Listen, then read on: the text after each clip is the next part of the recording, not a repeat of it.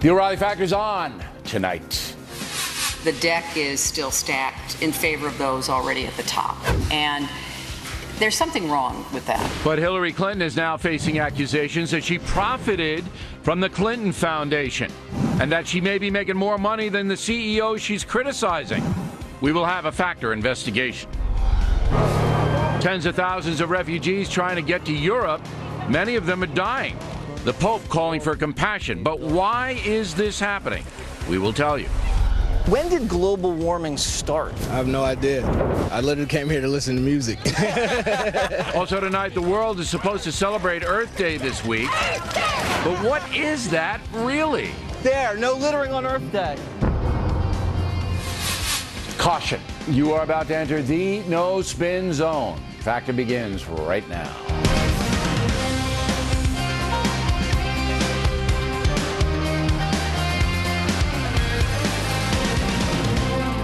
Hi, I'm Bill O'Reilly. Thanks for watching us tonight. Income inequality in America, that is the subject of this evening's Talking Points memo. It's becoming clear that Hillary Clinton will try to convince American voters that she can solve a very vexing problem. As you look across the country, the deck is still stacked in favor of those already at the top. And there's something wrong with that. There's something wrong when CEOs make 300 times more than the typical worker. But now come accusations that Hillary Clinton herself is making far more money than most CEOs. We'll get to that in a moment. But it is the notion that somehow our capitalistic system has gone corrupt and the feds must punish those making money that will be in the forefront of the 2006 campaign.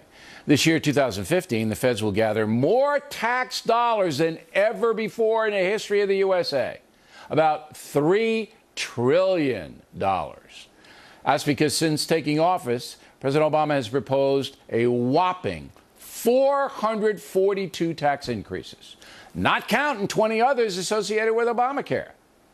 As you may know, Americans earning more than $400,000 a year must pay close to 40% of their income to the feds. Social Security taxes increased from 4.2 to 6.2%. All workers pay that. And itemized deductions, which can bring tax bills down, now being phased out for high-wage earners and profitable businesses. In fact, the USA has the highest tax rate on business in the world. And if you invest in business, short-term cap gains now close to 40%. Long-term cap gains up 15 to 20%. There's also an additional 3.8% tax on investment income to pay for Obamacare. So you can see, you have to be able to see, the taxes are everywhere on affluent Americans and business profits. But for the rest of Americans, things aren't so bad. Bottom 60% of wage earners pay just 2.7% of all federal income taxes. The bottom 40% actually get money from the feds. They receive payments called earned income tax credits. According to financial analyst Alexander Green, who works for the Oxford Club, the tax burden on business and investors drives down job creation and economic expansion. I believe that because I've cut back investing due to the heavy capital gains hit. Why should I risk my money? And I know small business people who will not hire because the feds are all over them with additional taxes and regulations. Yes, there is a big gap between the very rich and the working class here.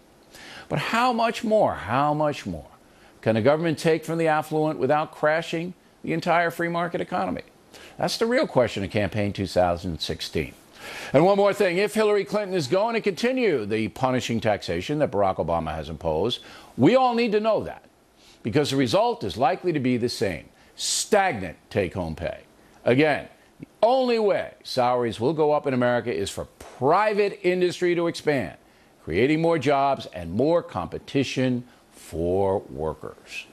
And that's the memo. Now for the top story tonight, reaction. Joining us from Chicago, Dr. Austin Goolsbee, teaches economics at the University of Chicago and was an advisor to President Obama. If I were in your class, you'd have to give me an A for that talking points memo. You'd have to, doctor, because you know my logic is faultless. I did enjoy it, but I'm going to give you a D on history for it because the rate under Ronald Reagan during the boom that you like to tell me was stronger than the current boom in 1984. the federal rate was 50%. The rates that exist now under Obama on high-income people are below the average rate on the highest of incomes. All right. in the post-war period. Let me challenge you so my D can get back up to the A. All right. 1982 to 1990. I'm an easy grader for you. You got to listen to me now. You tell me where I'm wrong. Okay. 1982 to 1990. Okay. The biggest economic expansion in American history. During those 8 years, taxes on the top 1% of wage earners in this country dropped 30%. In stone stats, correct? Well, misleading. Because remember, that's the second biggest. No misleading. That's the second strongest recovery after the 90s. No, it says it's the biggest. When the rates went up. It says it's the biggest uninterrupted expansion of the American economy in history, and that's in stone. And the 30% tax reduction under Ronald Reagan and the beginning of Bush the Elder's administration happened in that 8-year time. Now, let's advance the story. Hillary Clinton, it looks like, is going to do the mantra that Barack Obama did and was successful in doing. Barack Obama is the president for 2 terms because he convinced working Americans to vote for him, saying, you're not getting a fair deal, and I'm going to give you a fair deal. Hasn't worked out that way. Black unemployment hasn't really improved. Take-home pay down $2,000 per capita on his watch. While the unemployment rate has dropped, more people have left the workforce. Now, Hillary Clinton says, look, I believe what Barack Obama believes. But now, with the new book coming out and other hard evidence, Hillary Clinton has profited in her life, her family has profited from the 1%, from the rich cats all over the world, including nations. How can she sell that message when she herself has put millions and millions of dollars in the bank, dealing at the highest level?